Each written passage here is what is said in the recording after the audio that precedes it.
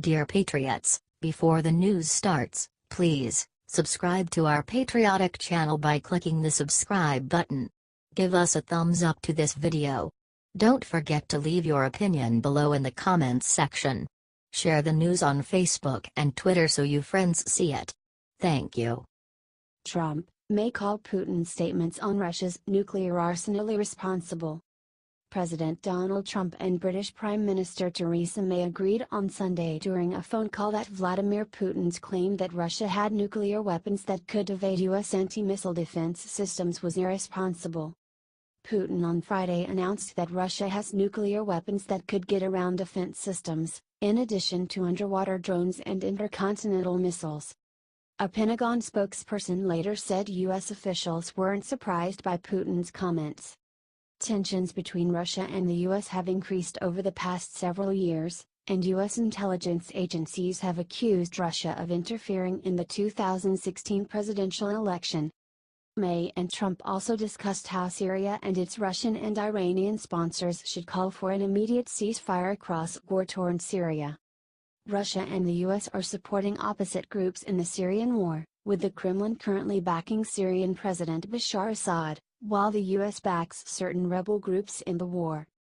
In addition, Trump and May in their call affirmed that their two countries will hold Russia accountable for compelling the Assad regime to halt attacks against civilian areas and for granting access to humanitarian relief in East Ghouta.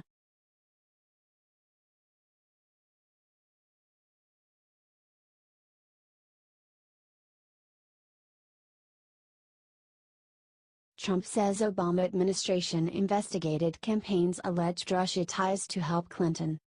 President Donald Trump questioned Monday morning why the Obama-era Justice Department launched an investigation into his campaign in the midst of the 2016 election, positing that then-President Barack Obama had sought to kneecap the Trump campaign and bolster that of Democrat Hillary Clinton. Why did the Obama administration start an investigation into the Trump campaign, with zero proof of wrongdoing, long before the election in November?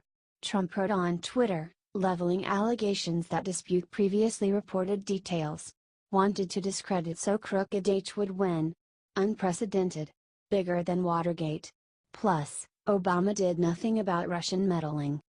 The president has made a habit of lashing out at Obama and of complaining about the ongoing investigations into Russia's interference in the 2016 election and allegations that individuals connected to the Trump campaign colluded with those efforts. Trump has regularly labeled those investigations as a witch hunt. Trump's morning accusations against his predecessor run counter to public reporting that Obama's Justice Department was in the midst of investigating the Russian connections of Trump campaign advisors Carter Page and George Papadopoulos as the 2016 campaign was ongoing. The New York Times reported that Russian spies in 2013 tried to recruit Carter Page, though he was not connected to the Trump campaign at the time.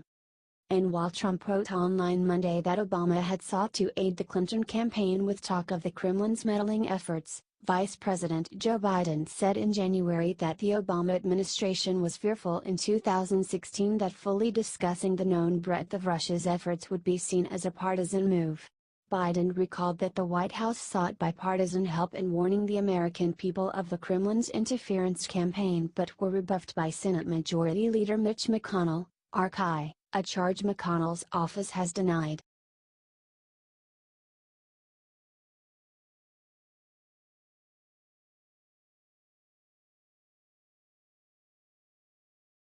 Republicans blitz Trump to head off tariffs. Congressional Republicans are making an 11th-hour push to walk President Donald Trump back from the brink on tariffs, arguing that such levies would undercut his economic message. And some are even privately considering action to stop him. Speaker Paul Ryan, Republican Wisconsin, has personally spoken with the president and tried to warn him of the economic dangers of entering a trade war as well as the political backlash that could crush Republicans in the midterms elections. House Ways and Means Chairman Representative Kevin Brady, Republican Texas, has met with Trump at the White House twice in the past week to discuss a narrower approach to countering China's overproduction of steel, one that would not undercut U.S. allies, Brady said. and Republicans across the spectrum have been sending Trump an urgent message: slow down. He's going to get a lot of resistance on this. It's a big deal, said number 3 Senate Republican John Thune of South Dakota. Added Senate Majority John Cornyn, Republican Texas, this is not a real estate transaction. While you could maybe walk away from a real estate transaction, we really can walk away from these trade agreements without jeopardizing the economy. So desperate are Republicans to stop the president that they're even considering whether they could tie his hands legislatively, though that seems unlikely. There is very little recourse for Congress short of rewriting a 1962 law underpinning U.S. trade policy, which lawmakers are discussing but is no easy slam dunk, according to a congressional aide working on the matter. Republicans could also block a 3-year renewal of the administration's Trade Promotion Authority later this year, an extraordinary step given that Republicans voted 3 years ago to give then-President Barack Obama, a Democrat, such power. Taking it from Trump, the leader of their own party, would be risky and could sour the GOP-White House relationship fast. The president's got to come to us for approval on trade issues and we could do a resolution of disapproval, Cornyn said of the idea. I think that's all a little bit premature until he makes his final decision. The GOP lobbying effort comes as the White House prepares to slap a 25% tariff on imported steel and 10% on imported aluminum as soon as this week. A Saturday tweet by Trump suggested that he might even go beyond that and impose tariffs on European cars. Republicans fear a trade war, which Trump last week said would be good and easy to win, will undermine the economy and increase the cost of goods for voters. Indeed, a new report released Monday by the Trade Partnership Worldwide, a private analytical firm, found that the tariffs would mean sacrificing 180,000 jobs in the broader U.S. economy. Other conservative economists have argued those numbers could reach the millions. We are extremely worried about the consequences of a trade war and are urging the White House to not advance with this plan, said Ryan spokeswoman Ashley Strong in a Monday morning statement. The new tax reform law has boosted the economy and we certainly don't want to jeopardize those gains. There's also a political component to Republicans' pitch to Trump. Party leaders already see a rocky path to maintaining their House and Senate majorities in this fall's midterm elections. They're hoping to run on a booming economy, with their tax cuts padding voters' wallets. Anything that jeopardizes that message, from skyrocketing prices to U.S. companies facing retaliatory embargoes from other countries, would be problematic.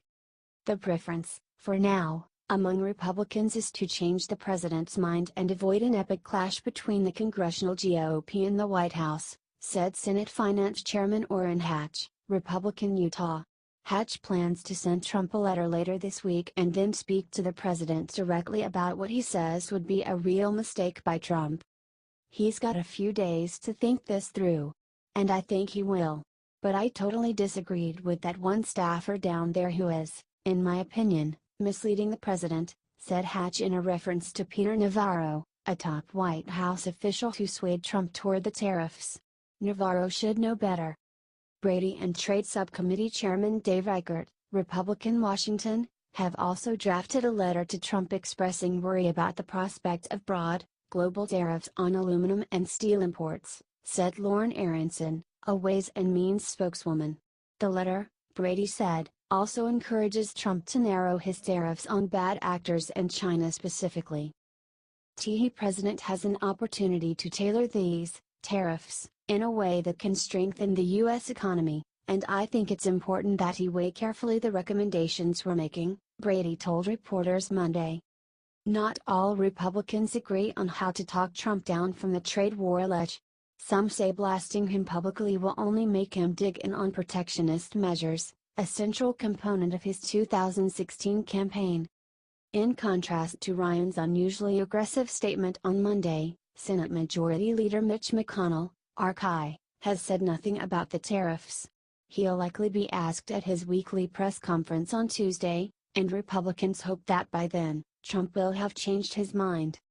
Republicans in the past have had success in reining in the president when he meanders outside of traditional Republican norms. They walked him back on immigration and his embrace of gun control measures in the past few weeks alone.